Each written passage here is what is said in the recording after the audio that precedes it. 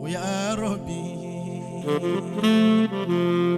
فانصرني على كل مبرك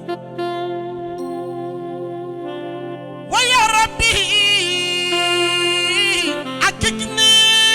وبصر قلوبنا وصحابي وأوابي وكل موفق بجاه النبي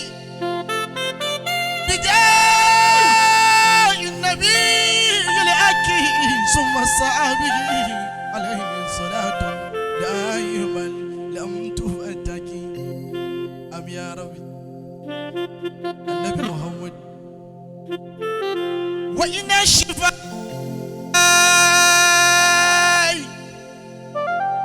وإن الشفاء في سقامي ولا قروى مدفون حبيب الله مدفون حبيب الله مدفون حبيب الله مدفون حبيب الله من لا له شروى شوني نبي أتانا وهو نور وكله من الله برهان وتيغيات القصوى فوجهك برآن وقلبك مثله وعينه وصمه من ذاك ولا غرى شيخ لسان شكور ثم رجل وراءة من الكل العين أسرة المنى والصلوى إذا كان زرع نورا ووافا وعيدما ودعا جميع الكائنات دي الأقوى عليه صلاة الله ثم السلام صلاة بها من المصطفى الماء عليه صلاة الله ثم سلامه صلاة بها فوق الفرادس المصوى عليه صلاة الله ثم سلامه صلاة بها تجلى ضلالتي والأوى عليه صلاة الله ثم سلامه على المصطفى المقتار من يركب القصوى عليه صلاة الله ثم سلامه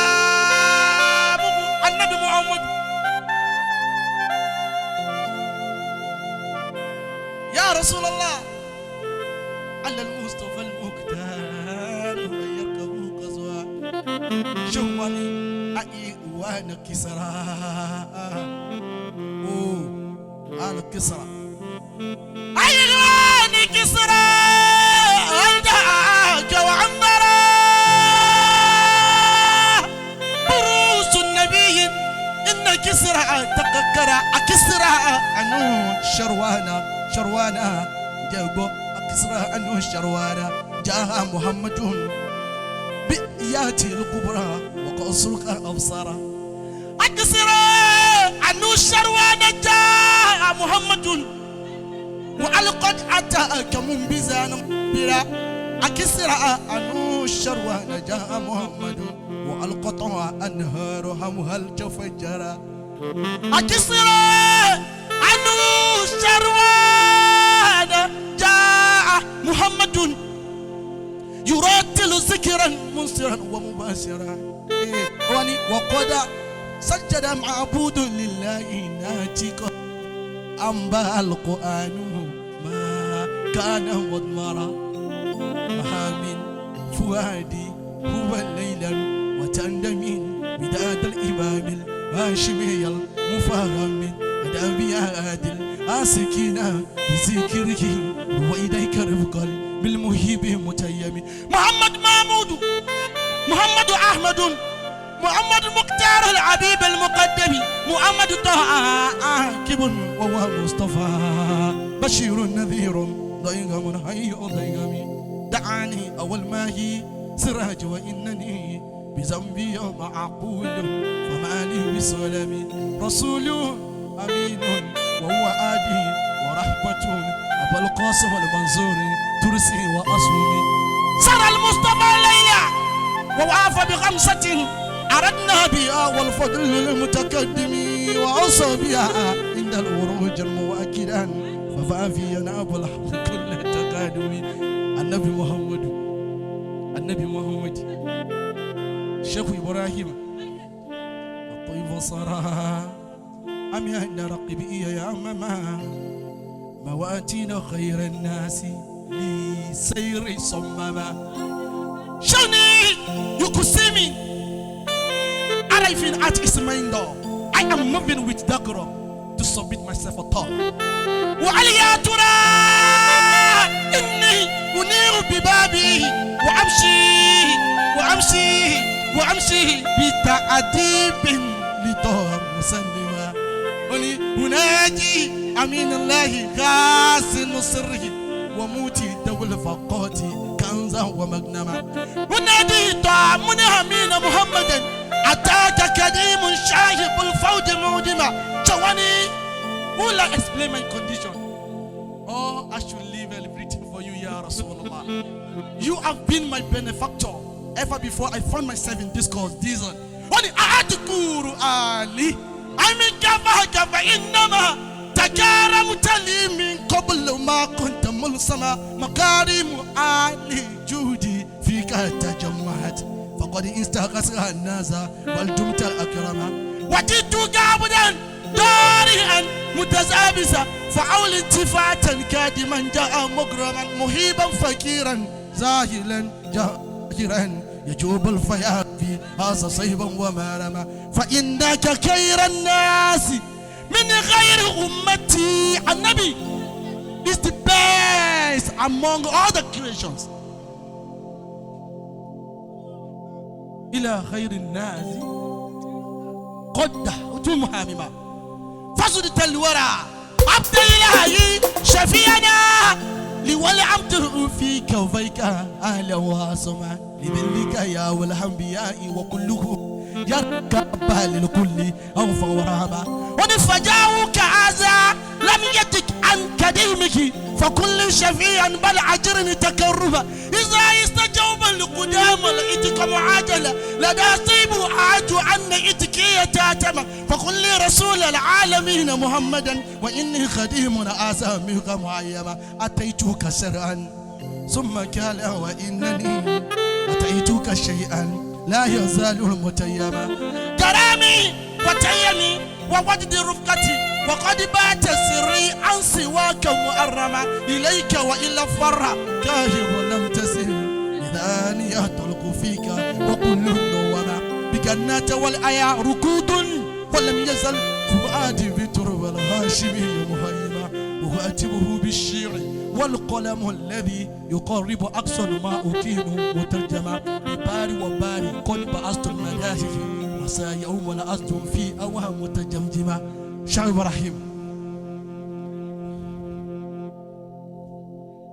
أغاواتي أنيا النبي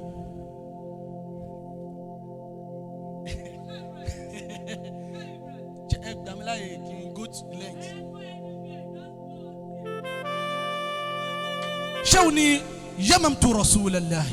طه المقدسة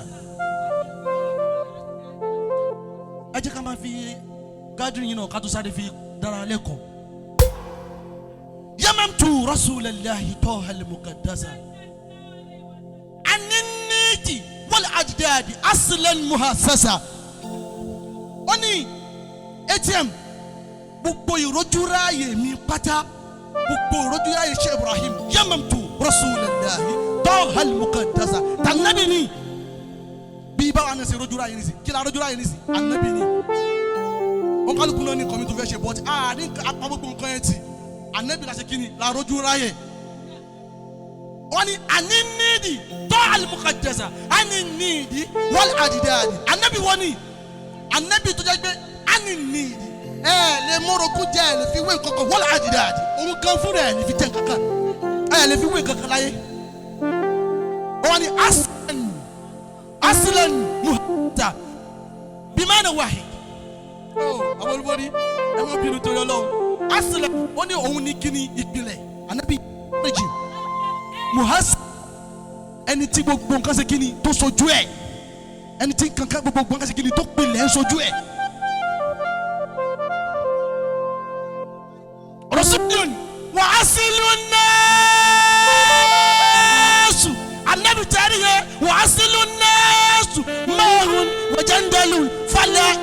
في ذاك الزمان مهانزا ولا النبي تريه رسول وأصل الناس وجسي اللوني طلعنا وأصل الناس ومن بلومي ما هن وجندلون ما هن وجندلون táwọn fẹ́ tu báyìí á ní níbi dídá gẹ̀rẹ̀rẹ̀ omi tó ṣe kí ni tó rò pọ̀ mọ́ yẹ̀pẹ̀ tábà bẹ́ẹ̀ lọ́wọ́ àwọn pé àtàlà ló ń kọ́kọ́ dá wọn ní anabi adam náà gbọ́rọ̀ ni mahun wajandalu fala inzafi zaka samani muhaniza kò sí ẹni kankan nígbà náà kò sí fala inzafi zaka samani muhaniza kò tí ì sí ẹni. ẹ máa sọ lọ báwọn náà. fala inzafi zaka samani muhaniza. tatawara fili atiwari. anabi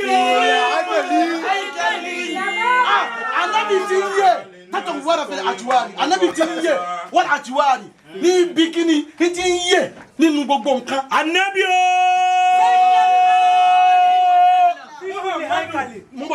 anabi ti yẹ ní gbogbo ọ̀nà ó ti yẹ níbi gbogbo nǹkan fi ìkùlẹ̀ àyíkàlì ní gbogbo àyè anabi ṣe kíni ní ti yẹ anabi ti yẹ lára bíntù anabi ti yẹ kí bíntù kó máa jẹ bíntù anabi ti yẹ lára wàlí kí wàlí kó máa jẹ wàlí ó ti yẹ lára gbogbo wákàtí ṣe kíni. sẹ́lẹ̀ ẹni tí ò bá yọ̀ fún ànábì yóò dùn mí fa. fala ìzàbí zaka samani wà á ní zaka tó ń bọ̀ lọ́dọ̀ àtiwárí. fi kulli haykali wà á tábàdà lè nà sí kálùmọ̀ ọkọ̀ bi'amrillahi anabi yadda anabi yawade olija bi'amrillahi ó dé pẹ̀lú ọ̀rọ̀ Ọlọ́run ó dé pẹ̀lú Ọlọ́run tí ṣe Kùránì ó ní a nasiran lẹ́ni tí ń fún wa ní ròdùnú tí tuntun ṣe kíni títún kìlọ̀ fún wa já bi'amrillahi yadihun lẹ́ni tí ń pèpè sójú ọ̀nà Ọlọ́run yadihun mubashira tó wá ń fún wa ní ròdùnú naziran ó tún kìlọ̀ fún wa o sigi da do bẹ́ẹ̀. وجاء بأمر الله يدعو مباشرا نذيرا شكورا ذاكرا ومقدسا أتى الله أكواما قفاهنا أجهلة وضلل قوما قد كولاه وتمزا ألا فاذكروا الصديق الثاني حبيبنا ألا أجيك أساديرتي فاذكروا الصديق olódodo yẹn. tani pẹ̀lú tí ń tàn sí ọmọ fún yín. ẹ jẹ́ ká ṣe kí ni kásáréjì olódodo fọ́kùrù sí dínkọ̀ fáàní ẹnìkejì àbíbìnà ẹnìkejì olólùfẹ́ mi fákọ̀tì fákọ̀ amúhàlà amúbára àfùsà ó ná gbogbo wẹ̀ pátá àfákọ̀ amúhàlà amúbára àfùsà tọ́lá tó amúbára àfùsà yẹn àtúnyẹ̀ wípé ó ti kí ni amara anfusa bàbá fẹ́ tú amara anfusa nínú iṣẹ́ tí Abubakar ṣe òun ni pé ó gba ẹrú lẹ̀ ó fún àwọn alẹ́ ní ó fún wọn lówó nínú ẹrú tí Abubakar gbà lẹ̀ òun ni kí ni Bilal ibn Rabah tó kọ́kọ́ pé òun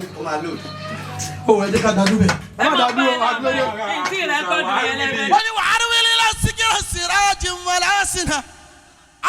eji katuse kino kasana ti atupa malasimi watani Umar al-Faruq malam yuwaswasa en to jẹ́ pé Sàtánì ò ráyè jókòó sọ́kùn ẹ̀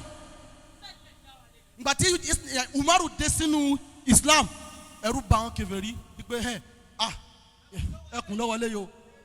malam yuwaswasa ó wá ní wasilisi bis nurayn ẹ jẹ́ ká rántí ẹni kẹta wọn Usman Madihan ẹ jẹ́ rántí rẹ̀ ẹ jẹ́ ká yìn